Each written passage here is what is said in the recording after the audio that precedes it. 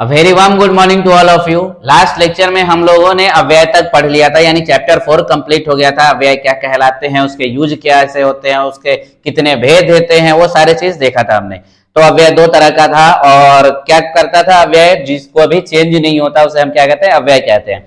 और हम आपके लिए कंटिन्यूअसली बीए एमएस के लेक्चर्स लेकर के आ रहे हैं फ्री ऑफ कॉस्ट सारे सब्जेक्ट्स के। तो आप अपना सपोर्ट हमें दिखाइए और भी बच्चों जो बीएएमएस कर रहे हैं उन्हें जानकारी नहीं है तो उन्हें भी बताइए आपकी हाँ यहाँ पे फ्री लेक्चर्स आपको बीएएमएस के मिलेंगे। तो आप सपोर्ट कीजिएगा जितना उतना अच्छा हम डिलीवर कर पाएंगे। तो अब आज हम जो पढ़ेंगे चैप्टर्स वो पढ़ेंगे हम क्या, कारक, जो चैप्टर 5 है यानी टॉपिक 5 है हमारे सिलेबस का कारक। सबसे इंपॉर्टेंट चैप्टर है, क्यों? क्योंकि इससे 15 मार्क्स का क्वेश्चंस आते हैं। मिनिमम 10 मार्क्स तो आपके एग्जाम में आएंगे ही आएंगे, कभी कभी 15 मार्क्स भी पूछे जाते हैं। तो आइए हम बहुत अच्छे से डिटेल तरीके से कारक को पढ़ेंगे। कारक क्या होता है, कितने भेद होते हैं, क्या चिन्ह होता है, क्या विभक्ति होता है, कारक का यूज कैसे करते हैं। देखो चिन्ह वगैरह तो सारे टीचर्स बता के निकल जाते हैं, लेकिन उसका यूज कैसे करते हैं, किस तरह से हम यूज करेंगे और कैसे पता चलेगा कि इसमें कौन सा कारक यूज हुआ है, वो इंपॉर्टेंट होता है। तो आइए स्टार्ट करते हैं।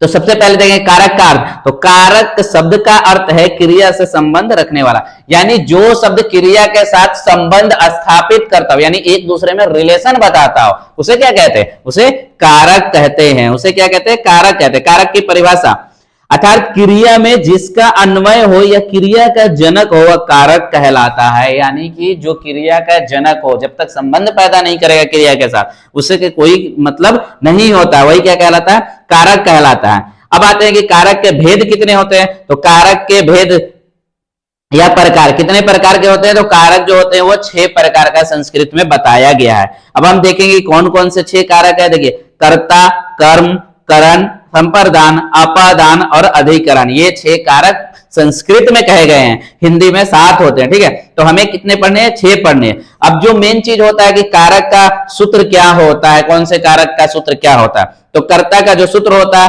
प्रातिपदिकार्थ लिंग परिमाण वचनम मात्रे प्रथमा। क्या, इसको इजी लैंग्वेज में पढ़ के बता रहा हूं क्योंकि ये बहुत टफ है। प्रातिपदिकार्थ लिंग परिमाण वचन मात्रे प्रथमा, ये कर्ता कारक का सूत्र होता है। कर्म कारक का सूत्र क्या होता है, कत्रूरी सिप्तमम, कत्रूरी सिप्तमम कर्मा या कर्माणि द्वितीया। करण का क्या होता है, तो साधक तमम कर्णम या फिर कत्रिकर्णयोस् तृतीया, ये कर्ण कारक का सूत्र होता है। ठीक है, उसके बाद संप्रदान कारक का क्या होता है, तो कर्मणा या अभिप्रेति या संप्रदानम चतुर्थी संप्रदाने, ये क्या होता है, इसका संप्रदान कारक का सूत्र होता है। उसके बाद अपादान कारक का सूत्र क्या होता है, ध्रुव म पाए अपादानम या अपादाने पंचमी, जो इजी लगे वो याद कर लेना आप। अधिकरण का जो होता है वो होता है आधारो अधिकरणम सत्यमाधि अधिकरणे च, ये आपको सातों का सूत्र याद होना चाहिए। क्यों याद होना चाहिए, क्योंकि आपको कभी कभी सीधे सीधे ये दे देता है कि कारक के भेद लिखे और उसके सूत्र लिखे 10 मार्क्स इजिली आपको मिल जाएगा, 10 मार्क्स बहुत इजी है। ठीक है, तो ये सूत्र था। अब हम देखेंगे विभक्ति चिन्ह किस कारक में कौन कौन से यूज होते हैं।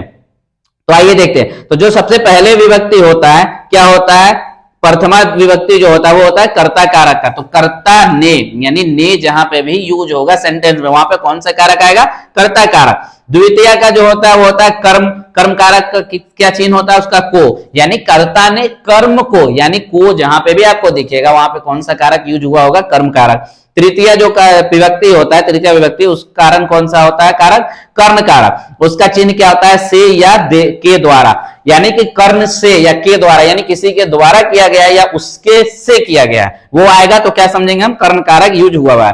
चतुर्थी क्या होता है, संप्रदान के लिए, यानी संप्रदान किसी के लिए कोई वर्ग किया गया है उसे क्या कहते हैं हम, संप्रदान कारक कहते हैं। पंचमी जो आता है विभक्ति, वो कारक कौन सा होता है, तो अपादान कारक। अपादान कारक का मतलब क्या होता है, से पृथक होकर या अलग होने के लिए, यानी किसी से अलग होकर जा रहे हैं या पृथक हो रहे हैं, अलग अलग जा रहे हैं, तो उसमें कौन सा यूज होता है, अपादान। अपादान का मतलब होता है ऊपर से गिरना या हटना, एक जगह से दूसरी जगह चले जाना, यानी पृथक हो जाना।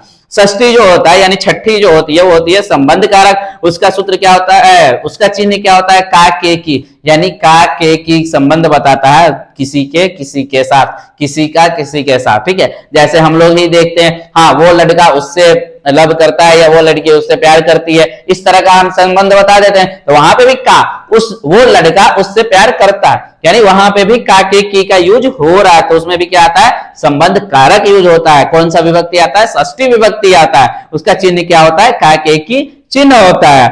और जो सप्तमी होती है, सप्तमा विभक्ति कौन सा होता है, वो होता है अधिकरण कारक। अधिकरण का मतलब क्या होता है, मतलब मीनिंग समझिए इजी लैंग्वेज में, राइट, यानी आपका अधिकार, किसी पे अधिकार जमाना। तो उसका सिंपल सा आपको चिन्ह पहचान में आ गया होगा, क्या होगा चिन्ह, तो में पे पर, यानी किसी चीज पे कोई चीज रखा हुआ है या किसी चीज पे हम अधिकार दिखा रहे हैं या जबरदस्ती छीन रहे हैं, उस पे अपना अधिकार दे रहे हैं, राइट दे रहे हैं, तो वो क्या कहलाता है, अधिकरण कारक कहलाता है। तो आज के लेक्चर में इतना ही, फिर मिलते हैं हम नेक्स्ट लेक्चर में एक नए कारक के साथ, यानी कि अब जो 6-7 कारक हमने बताए हैं आपको, उसके बाद एक एक कारक को डिटेल में समझाऊंगा आपको और उसकी यूज बताऊंगा।